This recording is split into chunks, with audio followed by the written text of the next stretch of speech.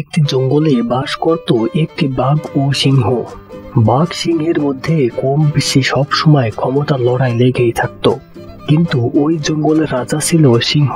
একদিন সকালে সিংহ রাজা খুবই চিন্তিত হয়ে পড়ে, আর তখনই শিয়াল পণ্ডিত রাজা মশাইয়ের কাছে এসে হাজির হয়ে যায় আর বলে, রাজামশাই, আপনাকে আজ চিন্তিত মনে হচ্ছে। আপনি কি কোনো কিছু নিয়ে চিন্তিত? আপনি আমাকে বলতে পারেন, আমি বিষয়টা দেখতাছি। হ্যাঁ রে পণ্ডিত মশাই, আমি তো খুবই চিন্তিত। রাজামশাই, তা আপনি কি কারণে চিন্তিত হয়ে আছেন?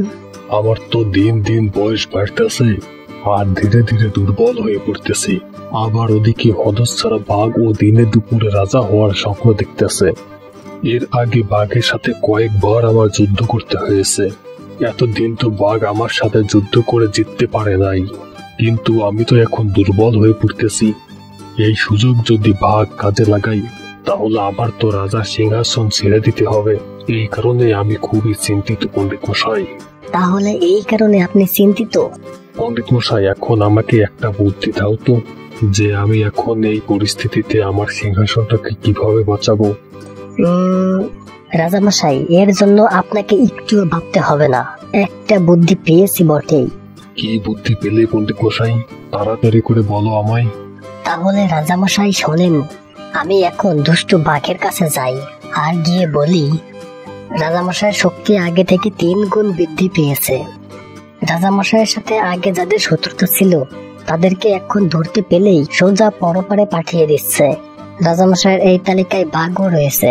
তাই বাঘ মামা, তুমি রাজামশাইয়ের ধারের কাছেও যেও না। তুমি যদি এখন ভুল করো মেয়েও রাজামশাইয়ের সামনে পড়ো, তাহলে তোমার মৃত্যু নিশ্চিত।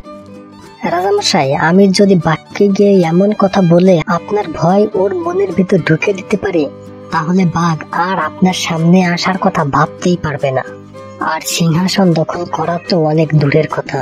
সবচেয়ে বড় কথা হলো, রাজার সিংহাসন তো বাঘের সাথে মানায় না। সিংহাসন মানায় আপনার সাথে। আপনার নাম সিংহ থেকেই তো আগের দিনের রাজারা তাদের চেয়ারের নাম রেখেছিল সিংহাসন। হ্যাঁ পণ্ডিত মশাই, তুমি এ কথা অবশ্যই ঠিক বলেছো। রাজার সিংহাসন শুধু আমার সাথেই মানাই। তা তুমি এখন যাও, বাঘকে গিয়ে আমার এই ব্যাপারটা বলে আসো। রাজামশাই, আপনার দরবারে আসলাম, তা আপনি কি খালি মুখে বিদায় দিবেন?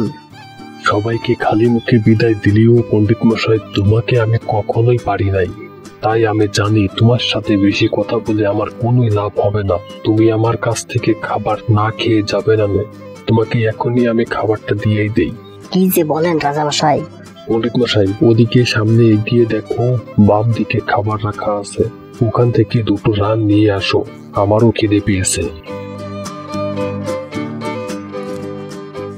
রাজামশাই, আমি তাহলে বাঘের কাছে যাই। হ্যাঁ হ্যাঁ, যাও পণ্ডিত মশাই। আর কথাগুলো এমন ভাবে বলবে বাঘ যেন তা বিশ্বাস করে নেয়।